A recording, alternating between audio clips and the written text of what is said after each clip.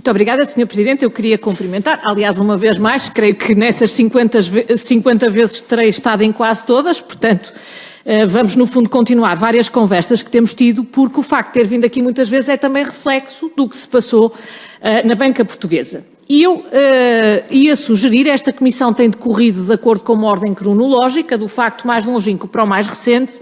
Eu hoje, para ouvir, ia se calhar começar ao contrário, por ordem cronológica também, mas nos factos mais recentes. E começava por lhe ler uma citação sua, que disse, em relação ao caso BES, que é a mesma frustração que tem um polícia quando chega atrasado ao local do homicídio.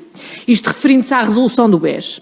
E eu aqui ia começar pela venda do BES e mais concretamente, do novo banco, melhor dizendo, e mais concretamente pelo chamado mecanismo de capital contingente, que é uma expressão que eu creio que poucos portugueses conheceriam, mas é a expressão pela qual, no fundo, o Fundo de Resolução e, consequentemente, os contribuintes portugueses que o financiam com empréstimos se tornaram responsáveis pelo financiamento e pela venda do novo banco.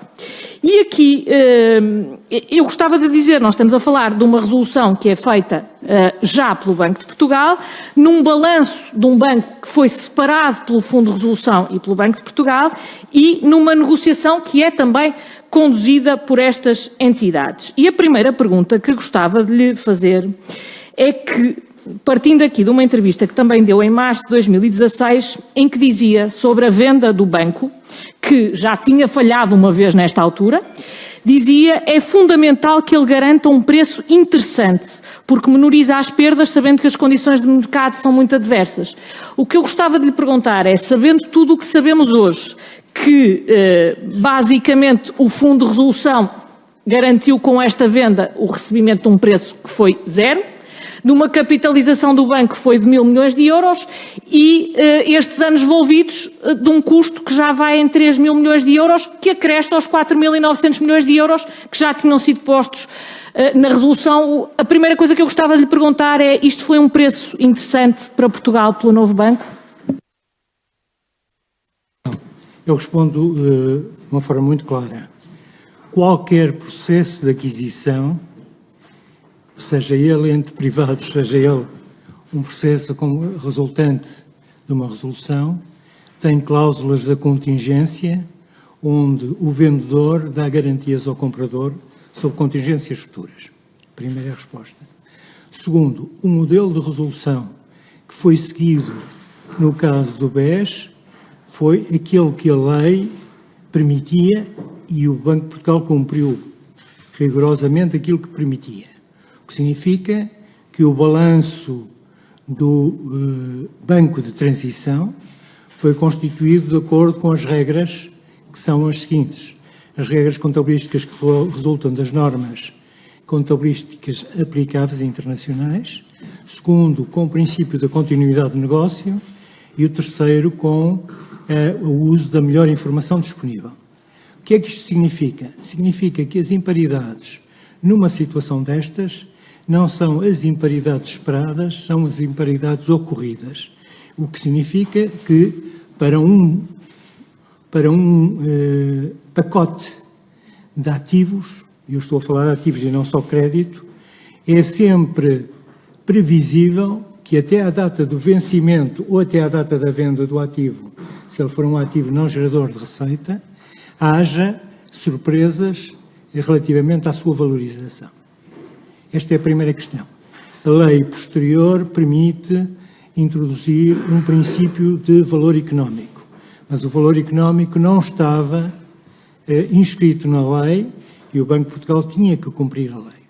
Segunda observação que eu gostava de fazer é, sendo esse o princípio, isto é, que as imparidades são as imparidades ocorridas e não as imparidades esperadas e muito menos o valor económico, isto tem por consequência que estes ativos vão registar novas imparidades à medida que se verificam novos incumprimentos. E os novos incumprimentos podem ser prestações que se vencem e que não são pagas, juros que se vencem e não são pagos, ou então, situação ainda mais importante, no caso de empréstimos que têm o pagamento do principal ou capital e juros no momento único de vencimento e que são empréstimos a médio prazo, o empréstimo pode estar no balanço pelo seu valor nominal e estarmos conscientes de que há um risco de recuperação daquele empréstimo chegado à data de vencimento. O que significa que estes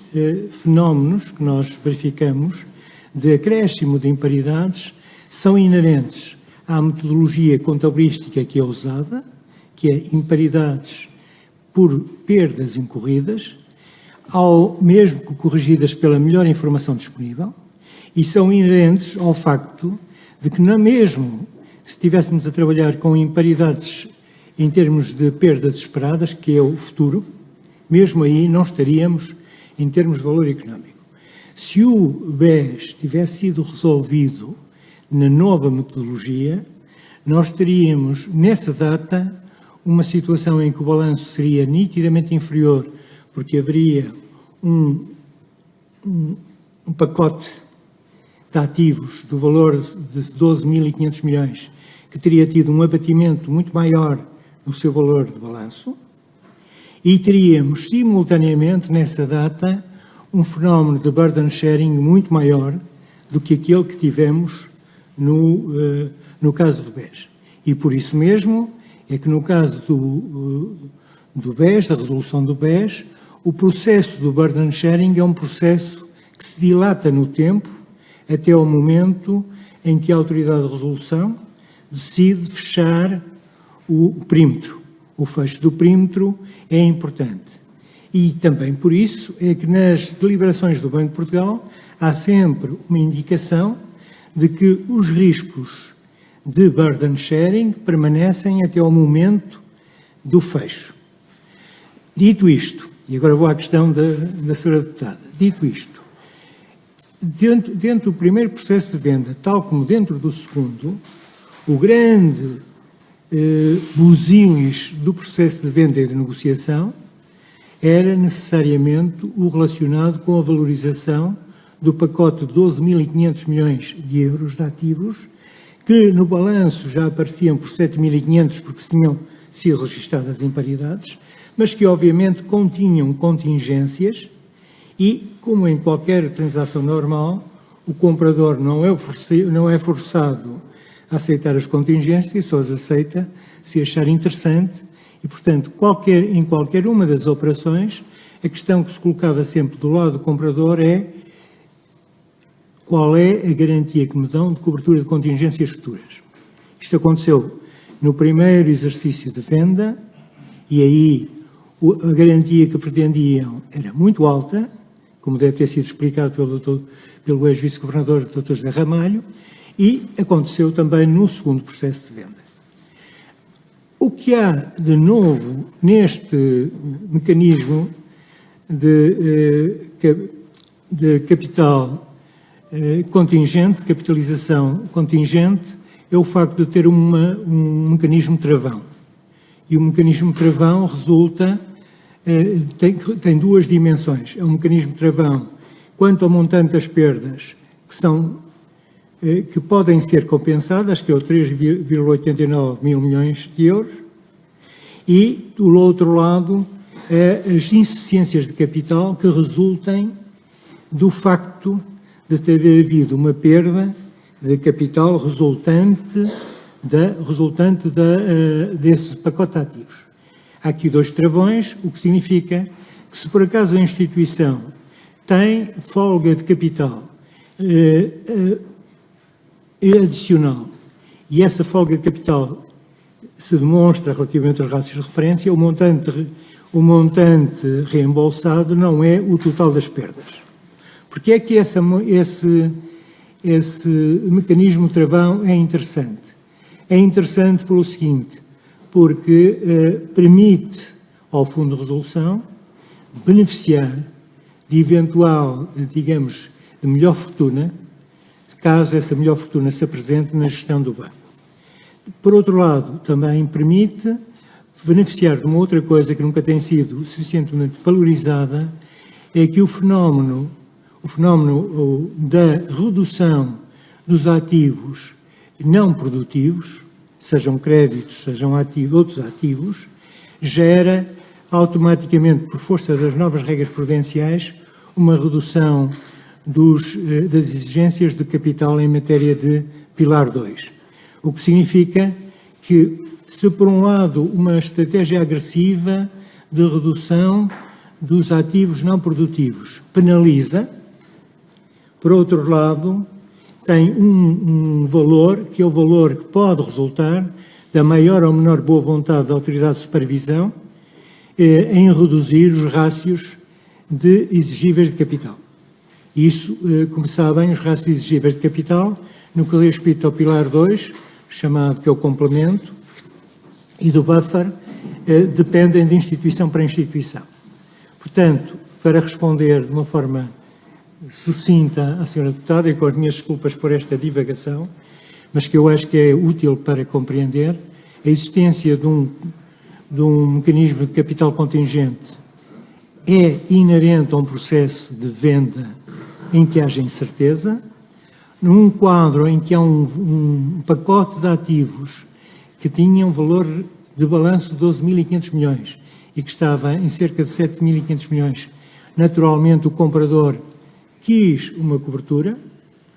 A cobertura pressupõe por parte do comprador que ele assume o risco de que o que for perdas para além do 3,89 é da sua responsabilidade e, além disso, assume que se houver uma redução dos rácios de capital exigíveis por força das decisões da autoridade de supervisão, isso abate também às compensações. Se me perguntar o que é que eu acho deste mecanismo, eu vou dizer alguma coisa que provavelmente surpreende os seus deputados, mas eu tenho, como eu não fui o responsável da negociação técnica, eu tenho que elogiar os responsáveis pela negociação técnica por terem introduzido estes dois travões que eram difíceis de negociar. Diga-se de passagem, foi claro na negociação com todos os potenciais compradores, que só, em último caso, só este é que aceitou este mecanismo de duplo travão. Portanto, é esta a explicação. Seria melhor para o Banco de Portugal, como autoridade de resolução, que o novo enquadramento legal já estivesse em aplicação quando nós fizemos a resolução do BES. Mas não estava. E tínhamos que obedecer à lei. Porquê? Porque nessa altura tinha sido feita a imparização segundo o valor económico, teria sido muito maior à cabeça, o burden sharing teria sido muito maior, o que significa que teria ocorrido logo no momento da resolução e, automaticamente, eu diria, as questões que se colocaram no processo de venda não se colocariam. Há outro método, e eu gostaria de salientar, que foi o método seguido na Irlanda, o método seguido na Espanha, que também a legislação não permitia, que agora já permite, vamos lá dizê-lo, e não permitia em Portugal, permitiu em Espanha e na Irlanda, porque a legislação anterior o permitia, que era a extração dos ativos dos 12.500 milhões para um veículo, na Irlanda é o NAMA, na Espanha é o Sareb, o que significa depois que tem que se preencher aquele valor com injeção fresca e ficar o veículo a ser gerido por uma entidade da confiança do vendedor. Aliás, foi o modelo seguido, embora não tenha havido banco de transição, mas foi o modelo seguido no caso do Banif. A 80 não faz senão isto. É um modelo que, no caso do 80, é gerível, porque os montantes eram menores. No caso dos bancos irlandeses, ou no caso dos bancos espanhóis, ou no caso de um BES, exigiria naturalmente um muito maior esforço da parte do fundo de resolução para preencher aquele buraco, ficando depois, obviamente, com o benefício da receita da venda daqueles ativos. Portanto, não sei se isto corresponde às suas expectativas em termos de resposta, mas foi a minha forma de enquadrar. Pois, a minha dúvida é só a seguinte, porque eu acho que deve ter existido aqui, como agora está em moda dizer, um monumental erro de percepção. Porque, no fundo, aquilo que acabou de me dizer é que, quando diz estava à espera de um preço interessante, estava à espera de um preço interessante, presumindo que o Estado punha lá 7.500 euros ou garantia 7.500 euros. E a questão, deu-me uma explicação que é técnica quanto ao método de imparização e às regras, mas não responde à questão de fundo. A questão de fundo é que a ideia que foi transmitida é que se receberia alguma coisa em troco do novo banco. E em nenhum momento foi dito que, na realidade, o novo banco valia zero e era preciso pôr lá dinheiro. E é esta disparidade de percepção que eu gostava de entender o que é que causou. Ora bem, um preço interessante tem a ver com aquilo que é a situação de partida, o objeto, para mim, um preço interessante do copo que eu tenho na mão depende do valor do copo em si e da situação do mercado. Ora, o que acontece, um preço interessante, no caso, naquela altura, seria um preço interessante para o banco expurgado dos ativos que constituíam, que estavam na situação de não produtivos, e depois uma negociação interessante sobre os ativos não produtivos. Um preço interessante na altura, mas ainda não estamos aí nem de longe nem de perto, seria que o múltiplo aplicado ao balanço expurgado do pacote de ativos não performance, não produtivos, fosse o ideal, tanto quanto possível, próximo de 1. Ora, nós estamos com 0,43. E, em segundo lugar, que houvesse uma negociação interessante, isto é, grande interesse da parte do comprador que lhe permitisse aceitar, partilhar mais o risco sobre os ativos não produtivos. Isto acontece em todas as vezes que há uma venda e um preço de aquisição. Quando se forma um preço de aquisição, o comprador aceita naturalmente as contingências e pode até nem integrar as contingências numa cláusula, porque, por exemplo, tem uma expectativa enorme relativamente ao valor de venda, ou melhor, relativamente à geração de receitas que vem dos ativos performance. O que significa que aquilo que eu diria hoje, é um método de trabalho para avaliação, e a única coisa que valeria a pena perguntar é, em função das circunstâncias no mercado na época, 2017, em função dos interesses revelados, 2017, e em função dos múltiplos praticados, é ou não um preço interessante. E eu posso lhe dizer que houve fenómenos de aumento de capital de bancos em que os múltiplos praticados foram 0,25, ou até inferior. Só que se dilui, esse múltiplo dilui-se numa transferência oculta entre os acionistas, dos acionistas que já estão para os acionistas que entram. E isso é um fenómeno, é normal no mercado. Tal como é normal no mercado, quando há um goodwill, acontece ao contrário. Há uma transferência do acionista que entra a favor do acionista que está. É inerente ao mercado e que tem a ver com as expectativas de rentabilidade daqueles ativos. Portanto, a lógica é sempre a mesma e a única forma de avaliar uma transação, para além de ver qual foi o interesse que despertou no mercado, para além de ver se a transação foi transparente e foi aberta e concorrencial, depois é olhar para o preço e verificar como é que o preço se compara, separando entre as duas partes, a parte, digamos, não contaminada e a parte que está contaminada, mas que acompanha, porque não decidimos extraí-la, acompanha o objeto vendido. Só para definirmos o que é preço, quanto é que o Fundo de Resolução recebeu pela venda do novo banco? O Fundo de Resolução pela venda do novo banco recebe a participação de 25% no capital. Se não recebe, porque se tinha 100% e fica com 25%, não recebe, não se pode receber uma coisa que já se tem. Implicitamente recebe, porque os 1.000 milhões que o comprador pagou, os 1.000 milhões que o comprador pagou, têm implícita uma valorização do banco, que é simples de fazer, é dividir 1.000 milhões por 0,75, o que significa que aqueles 25% passaram a valer X, certo? Depois, há outra questão, que é a questão do CCA. Mas aí o meu raciocínio é muito simples. A questão é esta. Havia 2 anos para vender o banco. Havia o risco de liquidação do banco e uma grande desconfiança, quer da parte das autoridades europeias bancárias, quer da parte da Comissão, relativamente à possibilidade de vender.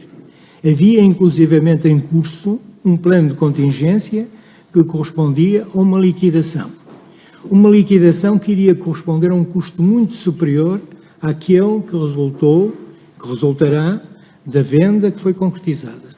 E, portanto, o cenário que importa comportar é qual foi o custo de agir e qual era o custo de não agir.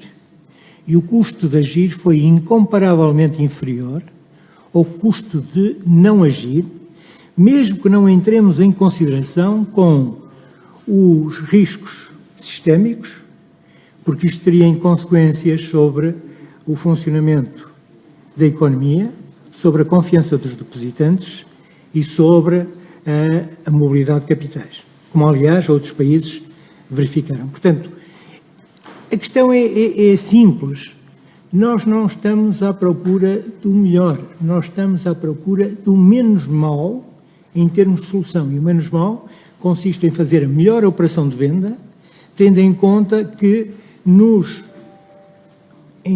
caiu nas mãos um banco que entrou em insolvência no dia 30 de julho de 2014. E é em função disso que interessa. Portanto, é sempre qual era a alternativa. A alternativa era melhor, era pior. Qual foi a vantagem que retirou? Retiramos vantagens que nunca contabilizamos. Estabilidade financeira, confiança dos depositantes, continuidade de financiamento da economia. E retiramos custos que rapidamente contabilizamos e quantificamos. Como é muito mais fácil contabilizar os custos do que avaliar as vantagens, a tendência é olhar para a transação como uma transação, eu diria, indesejável. A questão não se põe nesse termo. A questão é o que é que aconteceria se a venda não tivesse tido lugar. E a única coisa que se pode perguntar, e isso a Comissão Europeia foi muito clara na decisão que tomou, é que o processo foi transparente, foi competitivo, foi aberto e mesmo o auxílio que aparentemente está por trás do CCA, a Comissão considerou que não integrava nenhuma componente de auxílio de Estado, o que significa que não há auxílio de Estado. A Comissão Europeia, ao dizer que não há auxílio de Estado, o que é que está a dizer? Está a dizer que o preço estabelecido implicitamente por aqueles ativos, por aquele cabaz, que é o cabaz abrangido pelo CCA, foi um preço justo, mesmo sabendo que há um elemento de incerteza relativamente à forma como se vai processar a venda. Pois, só que o preço atribuído ao cabaz do CCA é um preço que o Fundo de Resolução paga à Lone Star ou ao Novo Banco, não é o preço que a Lone Star paga ao Fundo de Resolução. E como compreende, no fundo o que acabou de me dizer é assim, apesar de tudo, o preço mede-se no que o Fundo de Resolução e o Estado paga ao comprador e não naquilo que o comprador paga ao vendedor. E, portanto, aquilo que acabou de me dizer é que, apesar de tudo, 3.890 milhões de euros são menos do que 7.500 milhões de euros. Mas consegue-me dizer realmente que alguém, olhando para o que dizia o Banco de Portugal, olhando para as afirmações de um preço interessante, olhando para alguém que dizia até não está excluído vendermos o banco em bolsa, alguém achava que o que de facto estávamos a falar era da diferença entre pôr lá mais 4.000 milhões de euros ou pôr lá mais 7.500 milhões de euros?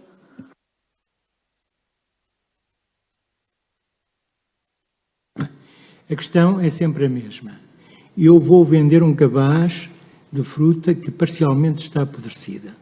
Eu não posso contar com a benevolência ou a generosidade do comprador para que ele me pague toda a fruta como sendo de qualidade. E a única coisa que eu tenho como parâmetro de avaliação é saber se um cabaz em que alguma da fruta estava podre foi bem vendido ou não, é ter em consideração o custo de não vender, que era apodrecer a fruta toda, ou o valor porque vendemos e vendemos a fruta mais, digamos, mais barato do que aquilo que seria possível no mercado.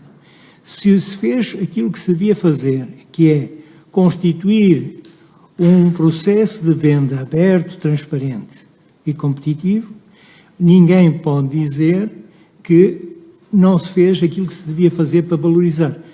Tendo em conta que temos um tempo limite, e aqui já respondo a algumas questões que eu vi surgir durante as audições, é que temos um tempo limite de venda com uma espada de Damócles em cima da cabeça, que é a liquidação, e a liquidação, pelas contas do Banco de Portugal, implicaria um custo de 20 a 25 mil milhões, e pelas contas da Deloitte, implicaria 24, não importa, implicaria sempre um custo muito superior ao custo da ação. Portanto, quando eu estou numa situação destas, entre agir e não agir, o que vale é agir, porque não se trata senão de recuperar o máximo que podemos, porque o prejuízo causado não foi causado no momento da venda, foi causado entre 2000 e 2010, 11, 12, e os senhores deputados tiveram a ocasião de ouvir alguns dos protagonistas, por operações de crédito ou operações de financiamento que eram, elas em si, que eram desastrosas. Nós, infelizmente, estamos a discutir as consequências, e é bom que se discuta as consequências, mas não se pode perder de vista as causas. Porque se perdermos de vista as causas, pensamos que o problema surge na discussão das consequências. Não, o problema surge na discussão das causas e depois, obviamente, tudo tem que ser minimizado, tudo que tem que ser mitigado no momento em que estamos a atuar na venda. Mas não há outra solução. E se a senhora deputada fizer uma comparação com outros exemplos noutros países, encontra o mesmo problema, as mesmas questões e as mesmas dificuldades de decisão. Mesmo nos casos em que os países em causa tiveram o cuidado de extrair os ativos e colocá-los em veículos, porque nunca conseguiram atingir, por exemplo, o múltiplo de 1. Não atingindo o múltiplo de 1, significa que venderam sempre abaixo do par. Mesmo nesses casos. Eu não vou citar casos porque não quero, obviamente, particularizar, mas este é o raciocínio. Portanto, temos que ter consciência disso. Pergunta-me, era uma operação que tinha a ambição de fazer? Eu digo desde já que não. Ninguém tem a ambição de resolver um banco. Ninguém tem a ambição que lhe caia no seu mandato a falência de um banco. Agora, eu, tendo perante um problema desses, eu tinha que salvaguardar 1 milhão e quase 2 milhões de depositantes. Salvaguardar o financiamento às empresas do banco, tinha mais cota de PMEs. Salvaguardar os pagamentos na terça-feira, para não ser na segunda, o sistema de pagamentos e evitar uma corrida aos bancos. E salvaguardar, digamos, a atração do mercado português para que não houvesse uma fuga de capitais, como aconteceu em Chipre ou como aconteceu na Grécia. Este era o objetivo. E em função destes objetivos, que são os objetivos que estão na lei, podemos avaliar a atuação do Banco de Portugal. O que se deve perguntar é, a lei diz que os objetivos são estes. Houve instabilidade financeira? Não. Segundo, houve corrida aos bancos? Não. Houve perdas para os depositantes? Não. Houve menor financiamento das pequenas e médias empresas? Não. Estes eram os objetivos principais. Depois vêm os seguintes. A que custo é que conseguimos obter isto? Que é a discussão que estamos agora a ter.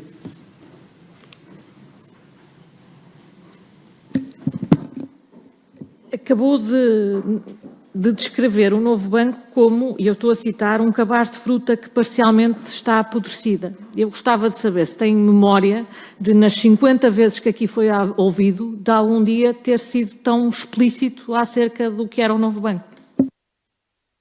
Que eu não qualifico assim, que fique isto bem claro. eu não disse isso, não vamos extrair. A utilização de uma metáfora é útil para que as pessoas compreendam, mas tem sempre riscos. Mas é que essa metáfora teria sido útil para que as pessoas compreendessem, se calhar noutros momentos. O que eu pergunto é porque é que a metáfora não foi utilizada noutros momentos. Desculpe, a senhora deputada tem toda a razão no interesse da metáfora para criar compreensão do problema. Mas também tem que compreender que nós sistematicamente insistimos que havia um cabaz de ativos não produtivos que tinham que ser alienados. Mas este cabaz de ativos não produtivos não era específico do novo banco, era mais importante do novo banco, porque no total, este cabaz para o sistema bancário na sua totalidade, e eu agora falo de cor, portanto, com as retificações que são normais depois se forem verificar aos números, atingia 50 mil milhões, e esses 50 mil milhões, os bancos tiveram que absorver imparidades da ordem dos 25 mil milhões. O novo banco absorveu cerca de 1/3 e 2/3, estou a falar dos grandes bancos.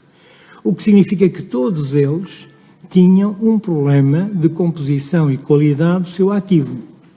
Os outros o que fizeram, os outros foram previdentes e, em tempo, recorreram à linha de capitalização, quando a linha de capitalização não tem os ónus que passou a ter, em função da comunicação da Comissão, recorreram aos acionistas emitindo e recorreram ao mercado através de empréstimos subordinados.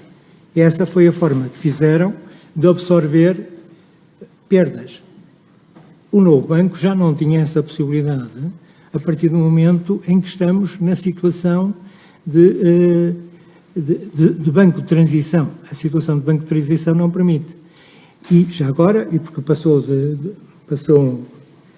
digamos, no fluxo do meu discurso, passei ao lado, já agora salientar o seguinte: o esforço que foi feito na segunda tentativa de venda, de ir por venda em mercado e por venda a investidor estratégico, foi muitíssimo grande.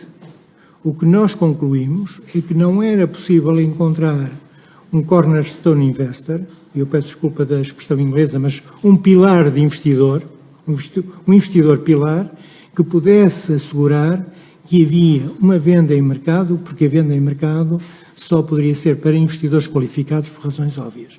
E, portanto, foi quando fracassou, ou as probabilidades de sucesso tornaram muito baixas, que passamos a concentrar toda a atenção na venda a investidores estratégicos, tanto mais que o investidor que se tinha apresentado como pilar, em determinado momento também se moveu para outro caminho.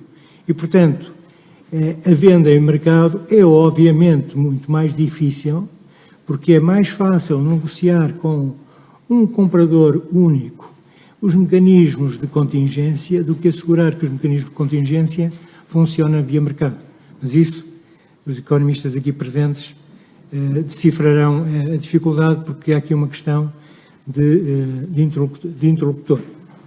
Portanto, isto para lhe responder, não foi abandonada a venda em mercado, não obstante os esforços e todo o compromisso que teve da parte dos colegas que estiveram à frente deste processo, não se revelou possível porque tinha condicionantes que não eram facilmente, eu diria, contratualizáveis numa venda em mercado.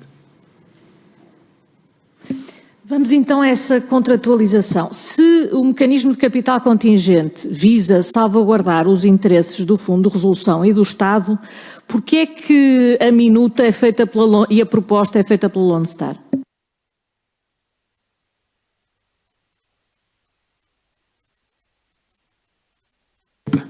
Essa questão, vou ser muito claro, o seguinte, a questão que se põe é esta: cada um dos candidatos fazia uma proposta, e ao fazer a proposta, obviamente, propõe os seus termos, aceitamos ou não aceitamos.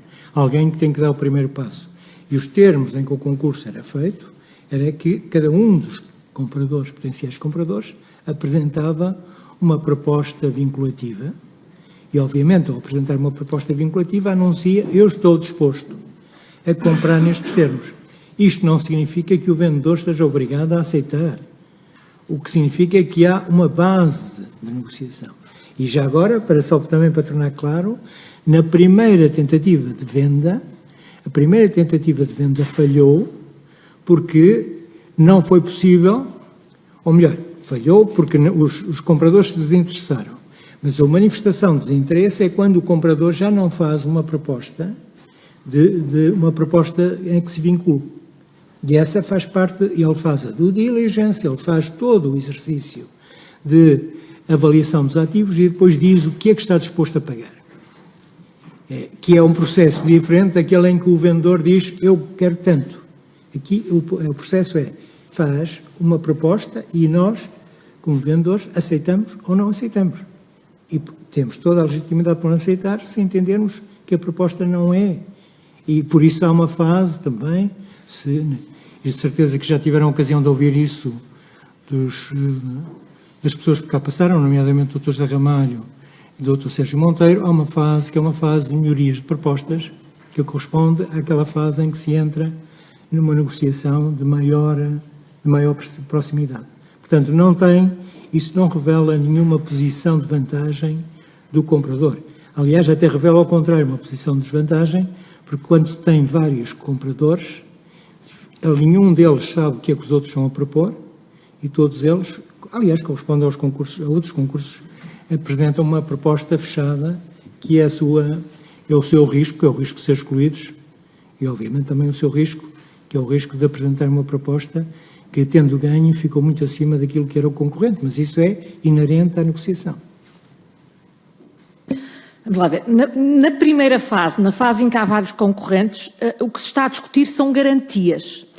Este CCA, este mecanismo, que eu qualifico, a qualificação é minha, como uma garantia disfarçada, a garantia é transparente. Isto é um mecanismo disfarçado, é uma garantia na mesma, mas disfarçada de outra coisa.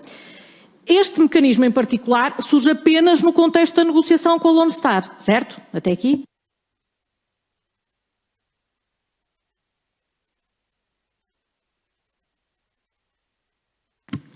Eu aí poderia dizer, sou mais preciso, vários dos interessados sempre enunciaram que gostariam de expor, na fase da negociação vinculativa, de um mecanismo da mesma natureza. Só que nunca foram capazes de propor, primeiro chegar a essa fase, porque a proposta não era suficientemente vantajosa, e nunca avançaram com uma proposta a 2 travões. Avançaram com proposta sem travões. E a proposta sem travões é reembolso de €1 por €1 das contingências ocorridas. Ora, aqui não é o reembolso de €1 por €1, porque há um limite superior, por um lado, e, por outro lado, há um travão adicional, que são as insuficiências de capital constatadas naquela altura, estando os valores de referência para esse efeito pré-estabelecidos. Aquilo que chama os 2 travões, gostava de perceber uma coisa. Se num determinado ano houver uma descida do rácio abaixo do acordado, ainda que não haja perdas nesse ano e que haja apenas perdas por utilizado anos passados, o novo banco tem direito à injeção de capital. Eu aí vou ser muito claro, porque já estou há 9 meses sem praticar a mão e acontece um pouco como os cirurgiões. À força de estarmos afastados dos textos, posso ter lapsos. As questões estão muito precisas, são as perdas do ano, relativamente aos valores de referência estabelecidos previamente para o rácio de solvência, certo? Eu creio que não são as perdas do ano, eu creio que são as perdas acumuladas e, portanto, se num ano não houver perdas, mas o rácio for abaixo e houver perdas acumuladas de anos passados, funcionam as perdas de anos passados. É que o Tribunal de Contas diz que o mecanismo é desequilibrado. Vou remeter essa questão para o Vice-Governador, o Dr. Luís Máximo, que responderá com muito mais propriedade comigo, por razões óbvias. Não é porque eu não tenho aqui o contrato comigo, como é óbvio. É que, note, eu posso lhe ler, eu não queria estar a perder tempo a ir buscar a ler o que diz o Tribunal de Contas, mas o Tribunal de Contas diz que o mecanismo é desequilibrado e explica isto. Sr. Deputada, o que o Tribunal de Contas diz pode ser correto. Para mim, o que é correto é aquilo que amanhã dirá cá o Vice-Governador Luís Máximo dos Santos, que tem a função de acompanhar a aplicação do mecanismo e, em segundo lugar, que está, neste momento, com o contrato bem presente. Eu não vou, neste momento, a esse ponto, que é um ponto de detalhe, não vou estar aqui a avançar com uma resposta, porque não tenho aqui o contrato à minha frente. Eu sei, mas como falou em 2 travões, eu resolvi lembrar-me do acelerador, porque também há alguns aceleradores para o pagamento. O que eu estou a dizer é que o travão existe. Se é um travão com folga de recuperação ou não sou capaz de lhe dizer, porque não tenho aqui o contrato à minha frente e, como lhe digo, neste momento o meu estatuto não é para dispor do contrato. E o Dr. Luís Máximo o Vice-Governador, terá certamente todo o cuidado em lhe responder com grande fundamentação. Não altera em nada a lógica dos 2 travões. E sabe-me dizer porque é que o contrato não é assinado diretamente com a Lone Star, mas por uma empresa criada pela Lone Star chamada Nani Holdings? Isso não altera em nada nem o contrato, nem, eu diria, nem a capacidade de acompanhar. O facto da Nani Holdings estar sediada na União Europeia e num país que faz parte da União Bancária constitui uma vantagem. E, portanto, julgo que é preciso perceber isso. Depois é preciso perceber que a Lone Star é um aglomerado de fundos que mobilizam recursos de forma com geometria variável. E, portanto, sempre que fazem uma aquisição, têm que constituir uma entidade que reúne aqueles que lá colocaram o dinheiro. Os fundos de pensões, que participam de forma diferenciada, porque cada um diz quanto é que quer meter. Ora, a ANANI não é senão a cristalização de um contrato entre os financiadores da aquisição do novo banco. A Lone Star é a entidade chapéu, a partir da qual se organiza este processo de compra. Nós ouvimos aqui o presidente desta Nani Holdings, que é a dona do novo banco, e ficamos a perceber que o presidente do Conselho de Administração da empresa que é atualmente dona do novo banco fez parte da equipa de assessores financeiros que assessoraram a venda do novo banco no Banco de Portugal. Confirma, e ele respondeu que o Banco de Portugal estava informado desta situação e que tinha passado na avaliação do Banco de Portugal, que considerou não haver nenhuma incompatibilidade. Confirma? Primeira coisa, quando ele trabalhou para o Deutsche Bank para prestar serviços de assessoria ao Banco de Portugal no processo de venda, ele nem era o chefe da equipa, nem era seguramente um dos mais relevantes dentro da equipa. Mas era da equipa que esteve em Portugal a fazer esta assessoria em nome do Deutsche Bank. A haver, depois, ele passa um período em que não está em contacto com a realidade do novo banco. E depois de passado esse período, ele apresenta-se, e não é ao Banco de Portugal, mas é ao Banco Central Europeu, ou melhor, a autoridade de supervisão, apresenta-se como candidato à presidência. Se a autoridade de supervisão considerou que não havia conflitos, não sou eu que não tenho os critérios para estar agora a avaliar, que vou contrariar a autoridade de supervisão. O SSM decidiu, é preciso ver após um período de nojo. E o período de nojo, se eu não bem percebi, é superior àquele que normalmente se exige na transição entre atividades. Mas eu, neste momento, remeto tudo, porque não me cabe a mim avaliar, remeto tudo para a competência e a diligência que tem o SSM, ou seja, o Mecanismo Único de Supervisão, e que é, obviamente, conduzido a partir de Frankfurt em diálogo com Lisboa. Portanto, quem fez esta avaliação não foi o Banco de Portugal, foi o SSM. Esta avaliação, primeiro, a entidade está sediada no Luxemburgo, o que significa que é no Luxemburgo que a questão se coloca. Segundo, quem decide em última instância é o SSM. Havia no Banco de Portugal ou no Fundo de Resolução alguma estimativa de quanto do mecanismo de capital contingente iria ser utilizado?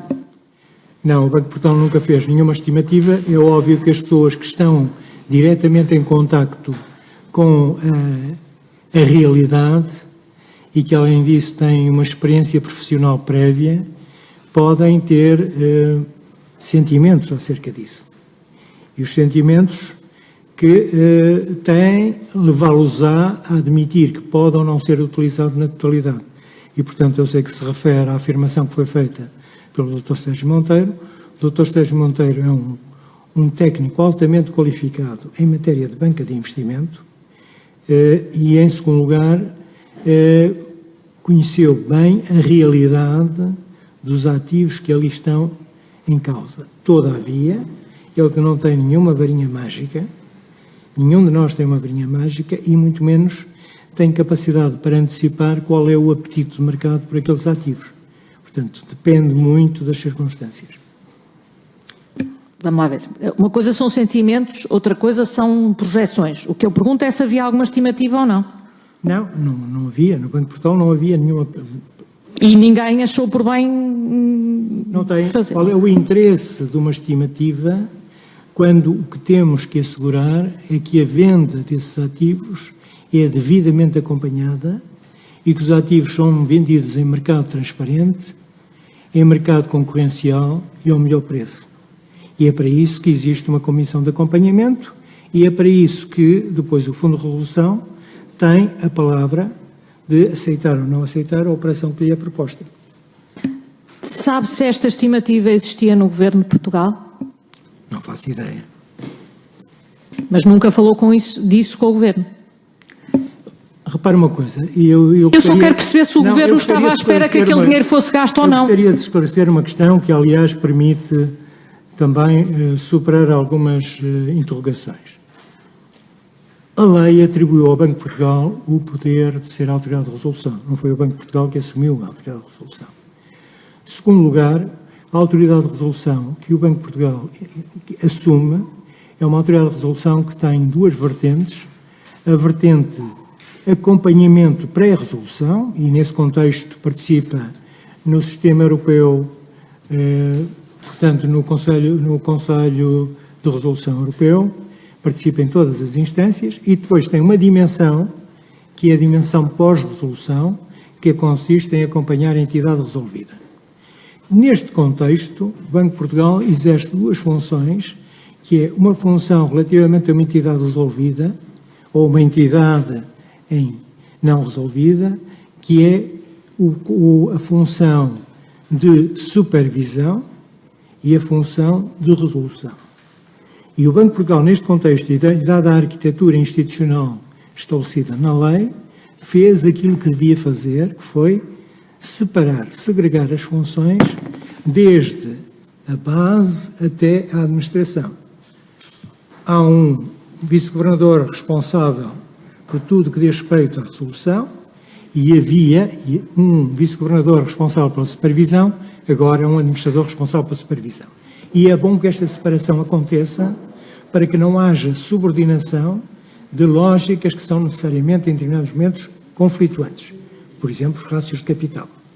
E nós mantemos isso de cima a baixo, o que significa que o governador, nesta matéria, tem que ser quem preside o Conselho de Administração e o Conselho de Administração tem que ser, depois, quem arbitra eventuais conflitos entre as duas áreas, sabendo que é necessário e é vantajoso que cada uma das áreas seja exercida com muita autonomia, exatamente para reproduzir um modelo de segregação de funções que evita o conflito de interesses. E isso eu posso garantir que o Banco de Portugal ultrapassou as limitações que resultam da arquitetura, e não há arquiteturas perfeitas, porque a arquitetura em que se para também tem problemas complicados, nomeadamente no plano europeu. Mas ultrapassou os problemas que resultam da arquitetura, criando uma segregação de funções, e é por isso mesmo, por exemplo, que tudo o que teve a ver com as negociações de venda E as negociações depois com a Comissão Europeia, que eram conduzidas pelo Ministério das Finanças, teve sempre a presença dos dois braços, o braço supervisão e o braço resolução. E com visões que não eram necessariamente sobrepostas. Porquê? Porque exatamente tinham pontos de vista e preocupações inteiramente diferentes. Quem está do lado da supervisão, por exemplo, pede ao Banco de Transição que tenha tanto capital quanto possível. Quem está do lado do Fundo de Resolução, por razões óbvias, olha para os rácios de capital e olha para, por exemplo, para o ritmo de redução dos ativos não performante de uma forma diferente. Os que estão na supervisão estão a dizer vocês têm NPLs a mais, os que estão no lado da resolução, do Fundo de Resolução, estão a dizer devagarinho, não precipitem. E isto é natural, é inerente ao processo. E por isso a segregação de funções está feita e nunca poderia, obviamente, ser uma função que estivesse numa única pessoa, fosse ele o governador, fosse quem fosse.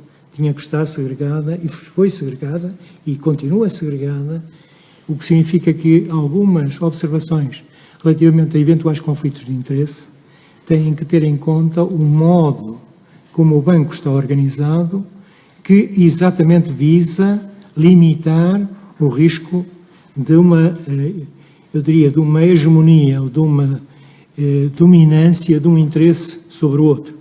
Obviamente, no final tem que haver um compromisso e, obviamente, que os interesses conflituam, mas exatamente porque conflituam têm que estar segregados.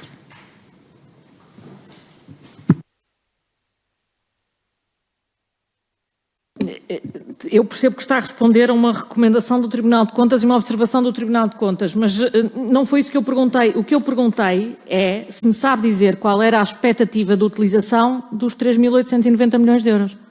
Já lhe respondi. O Banco de Portugal, nesta matéria, não pode deixar de se situar num plano neutro. Se perguntar à área da supervisão, dirá temos que acelerar a alienação dos ativos na performance.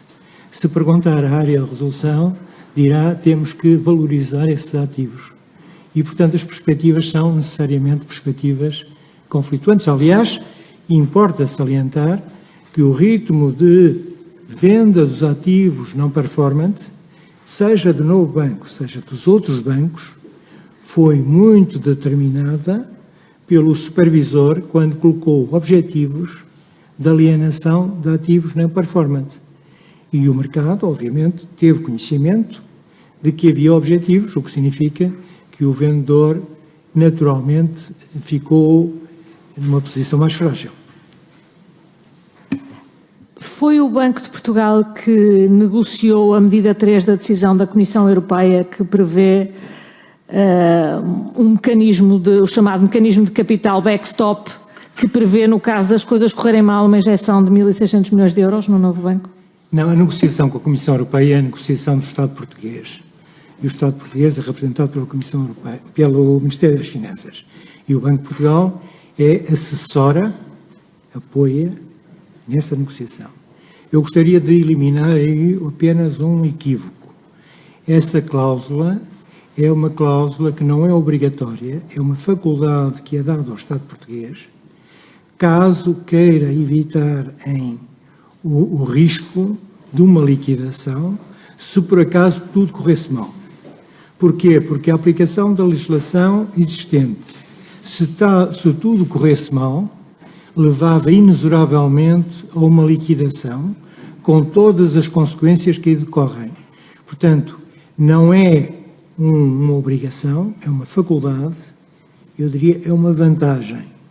No que diz respeito a esta situação, o Estado português pode dizer eu tenho uma capacidade adicional de gerir um risco para a estabilidade financeira que me foi dado pela Comissão Europeia. E só podia ser dado pela Comissão Europeia porque se trata de uma matéria que se enquadra na comunicação da Comissão Europeia sobre a disciplina das ajudas de Estado. Portanto, numa tabela, essa faculdade não é um menos, é um mais. É um mais que pode ser usado ou não ser usado. E é um mais que eu espero que nunca seja usado, porque se nunca for usado, significa, pura e simplesmente, que o novo banco chegou ao fim deste ano com asas para voar e já não precisa de nenhum apoio ao voo. Porque se chegasse ao fim do ano sem asas para voar e se não tivesse essa cláusula, o Estado português não teria a possibilidade de garantir a estabilidade financeira com a mesma eficácia que terá de dispor dessa cláusula. Mas isso é uma cláusula, para utilizar uma linguagem da época, é como ter uma garrafa de oxigênio adicional em casa. Não é para usar, mas em determinados países faz jeito. As pessoas muito saudáveis não costumam ter garrafas de oxigênio em casa. O que eu pergunto no fundo, o que esta cláusula quer dizer é que, mesmo com o mecanismo de capital contingente, o Estado português e o Ministério das Finanças e o Banco de Portugal achavam que podia ainda assim haver problemas, mesmo com a utilização cabal do mecanismo de capital contingente.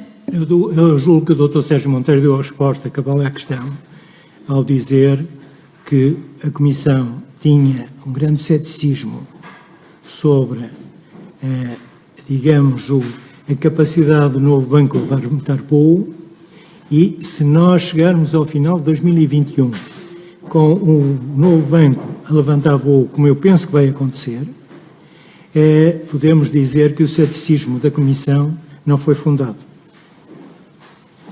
Eu, como vi tantas pessoas surpreendidas de cada vez que era preciso uma injeção de capital no novo banco e agora, afinal, até achavam que até os 3.890 milhões de euros não seriam suficientes, habituei-me a lidar mais com dados mais objetivos do que a surpresa. Para terminar, e porque o meu tempo vai terminar, eu gostava de terminar com uma pergunta sobre o relatório que andamos tantos anos para conhecer, e eu só lhe posso dizer que eu percebo de facto porque é que durante tanto tempo não quis que este relatório que o próprio Banco de Portugal tinha feito à resolução do BES fosse conhecido. E gostava de lhe deixar a seguinte pergunta, quer sobre o limite dos grandes riscos, gostava de lhe dizer que acho que se percebe do relatório que há uma diferença de atuação, apesar de tudo, entre o consulado Vítor Constâncio e o seu, uma diferença para melhor, mas gostava também de lhe dizer que acho que é visível que de 2011 a 2013, apesar do limite dos grandes riscos já estar ultrapassado de forma absolutamente consistente,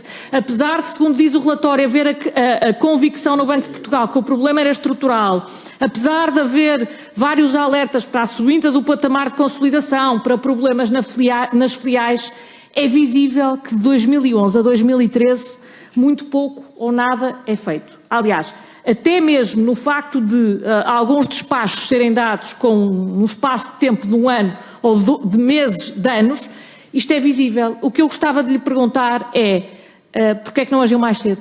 Não, agi mais cedo. Posso lhe dizer o seguinte, eu tomei posse a 10 de junho, no dia 9 de julho, o banco foi obrigado a fazer supervisão, apresentação de contas e ficou sujeito a supervisão consolidada. Posso lhe dizer que essa foi uma das fases mais tensas de relacionamento do Banco de Portugal com o BES, porque implicou em aplicar um princípio de supervisão consolidada. Na sequência da supervisão consolidada, que foi iniciada em julho de 2010, é que se inicia o processo de identificação do perímetro e de análise do perímetro. E na sequência dessa análise do perímetro é que vai haver depois injunções no sentido de haver simplificação da estrutura. Simplesmente a fase de análise e preparação da decisão não é num ápice, fique claro. E, portanto, se tiverem o cuidado, eu julgo que veio toda a correspondência trocada entre o banco e o Banco de Portugal e o BES, se tiverem cuidado de verificar, aí logo no início de julho se nota uma tensão que resulta da resistência do Presidente do Conselho de Administração em aceitar a supervisão consolidada do grupo. Depois, uma coisa é decidir a supervisão consolidada, outra coisa é definir o perímetro identificar o que está dentro do perímetro e determinar a simplificação. E todas essas matérias têm um tempo de estudo e um tempo de concretização, porque não basta dizer esta operação aqui tem que ser descontinuada. É preciso descontinuá-la e não é realista pensar que é no dia seguinte que ela vai ser descontinuada. E por isso, uma questão que vem no relatório de avaliação que mencionou, que é a famosa nota do técnico que ficou no diretor. Essa nota não é senão uma peça de um processo de preparação da decisão correspondente à exigência de simplificação. Mas gostaria de salientar o seguinte: desde 9 de fevereiro de 2013, o banco tinha a funcionar um grupo de trabalho que acompanhava em permanência as notícias relacionadas com as pessoas que integravam os conselhos de administração, os indícios, que procurava reunir provas e que, além disso, tentava enquadrar essas provas em função do enquadramento legal e da jurisprudência da época. E eu lamento que, por exemplo, este facto, que é um facto repleto de ação, não tenha constituído um capítulo autónomo dentro do relatório de avaliação. Eu gostaria de salientar o seguinte: os 8 capítulos do relatório são bons capítulos. A única coisa que está deslocada são as conclusões. Eu digo porquê? Porque as conclusões não correspondem ao capítulo 8º, que é o das condicionantes legais, também não correspondem às recomendações. Porque uma de duas, ou as conclusões são feitas a partir de um enquadramento legal existente, e então as recomendações não têm sentido, porque o enquadramento legal já integrou, ou o enquadramento legal suporta as recomendações, e então é porque o enquadramento legal é insuficiente, mas é insuficiente como está demonstrado no capítulo 8º, que é um capítulo muito longo sobre as condicionantes legais da atuação do Banco de Portugal. Depois o relatório tem um aspecto muito importante, que é o das recomendações, que foram todas seguidas, exceto 2 que não são da competência do Banco de Portugal, porque envolvem a arquitetura de supervisão. O Banco de Portugal tem posição sobre a arquitetura de supervisão, fez um livro branco, tomou posição sobre as propostas existentes, mas não é autónomo, decisor autónomo nessa matéria. Portanto, em suma, o relatório tem recomendações que se foram muito bem-vindas, tem 8 capítulos que são meritórios, tem um capítulo que falta, que é o do acompanhamento, e tem uma contradição entre o capítulo 8º e as conclusões, e entre as conclusões e as recomendações.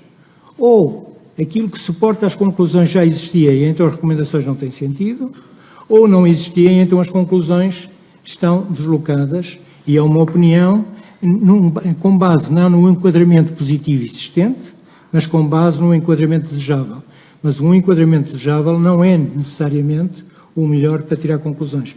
Relativamente à confidencialidade do relatório, fique muito claro, o relatório é um documento interno e um documento interno de supervisão. Os serviços competentes do Banco de Portugal decidiram, e é essa a tua autonomia, que ele tem natureza confidencial e que está abrangido pelo artigo 80 do REGIC. E ele foi transmitido a esta comissão de inquérito, porque, entretanto, o enquadramento legal habilitou a comissão de inquérito a ter prerrogativas, inseriu a comissão de inquérito dentro do artigo 80. Doutor, com calcular, nós sabemos esse processo. Pronto, mas eu gostaria só de salientar, porque eu tenho sido a cabeça de turco de tudo o que se pode dizer, e gostaria de dizer que, muito claramente, que há objetivos conseguidos, recomendações, há objetivos conseguidos, são 8 capítulos muito interessantes de descrição, há um capítulo ausente e depois há um problema de consistência interna entre o capítulo 8º e as conclusões.